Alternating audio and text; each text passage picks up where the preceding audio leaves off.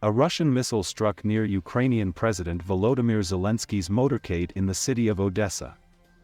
The president was in Odessa to meet Greek Prime Minister Kyriakos Mitsotakis when the incident happened. The strike landed a short distance from his motorcade, which was traveling to meet a Greek delegation that included the country's Prime Minister Kyriakos Mitsotakis, according to Greek news outlet Protothema. "We saw this strike," said Zelensky. "You see who we are dealing with, they do not care where they hit. I know there were casualties today, I don't know all the details yet, but I know there are dead and wounded," he added. Mitsotakis, in turn, noted that at the time of the explosion he was with the Ukrainian president at the port. "We were at the port. President Zelensky and his team explained to us the importance of the port and told us what was being done to restore it. In particular, we saw what damage was done to the port by attacks. At the end of the visit, we heard an air raid siren and loud explosions near us. This is an impressive experience. We understand that this war affects everyone and spares no one," Mitsotakis said. European Commission President Ursula von der Leyen condemned on X what she called the vile attack during the Greek visit. She called it a new attempt at terror by Russia.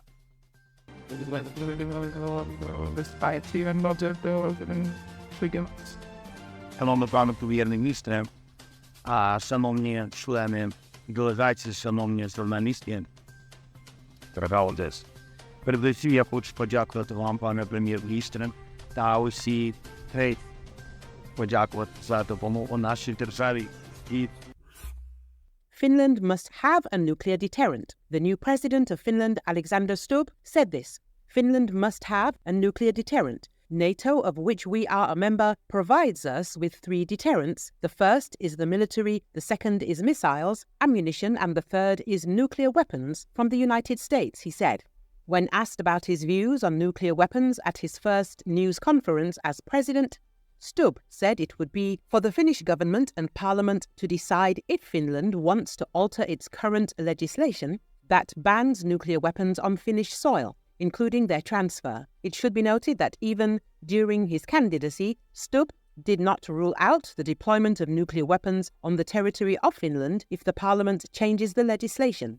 At his official inauguration in Parliament, Stubb said he stood ready to oversee a new era after Finland joined NATO in response to neighbouring Russia's invasion of Ukraine. "We are now facing a new era. As a result of our military alignment and NATO membership, we have taken the final step into the Western community of values, where our republic has spiritually belonged throughout its independence," Stubb said in his address to Parliament during the inauguration. Accession to NATO was a significant step in a new direction for Finland. In the wake of the Cold War, Finland was one of the few countries in Europe not to abandon and dismantle its national defence capability to pursue a peace dividend. With the country's history of invasion and experience from World War II and its 1,340-kilometre-long border with Russia, an awareness of proximity to possible conflict is omnipresent in Finnish culture.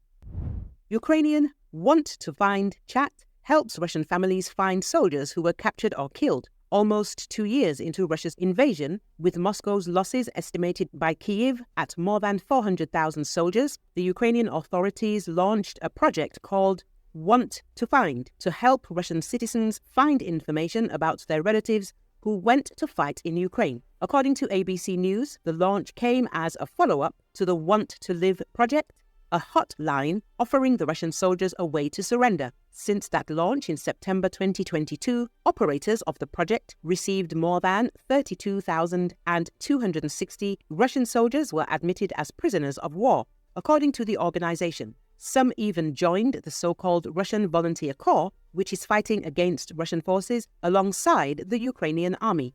The number of requests soared in autumn 2022 during the announcement of a mobilization in Russia and successful Ukrainian counter-offensive in the Kharkiv region and Kherson, and in spring last year when the Ukrainian authorities were announcing the much-anticipated counter-offensive. That's when many Russians started to reach out to the Want to Live project in search of their relatives who went to war and never returned, according to Vitaly Matvienko, the spokesperson of the I Want to Live project. People, mostly women, called and asked whether we knew something about their husbands or sons, whether they were captured or killed, because the Russian authorities didn't provide them with any information, Matvienko told ABC News. Since last summer, they've got more than 3,000 such requests and decided to launch a separate Telegram bot for processing them. Through it, the customers provide all the data they have, names, photos, any distinguishing features the person has, like tattoos or scars. The operators on the Ukrainian side run this data through several databases and tell them whether the person is killed, captured, or there's no information at all. Germany admits fears of Ukraine potentially firing Taurus missiles at Moscow. German Chancellor Olaf Scholz has reiterated his disapproval of donating Taurus missiles to Ukraine. The head of the German government spoke during the so-called public dialogue in Dresden. This time, Scholz's argument to back his stance was the idea that the German-made missiles could potentially be launched at targets in Russia's capital, Moscow. A Taurus with the 500-kilometer range may hit some specific target in Moscow if used incorrectly, the politician said. Scholz added, with all diplomatic abstractness, others also took care of being aware of exactly where weapons landed. In Germany's case, it would imply involving German missile programming experts to make sure that missiles don't fly toward the wrong targets, Scholz claimed.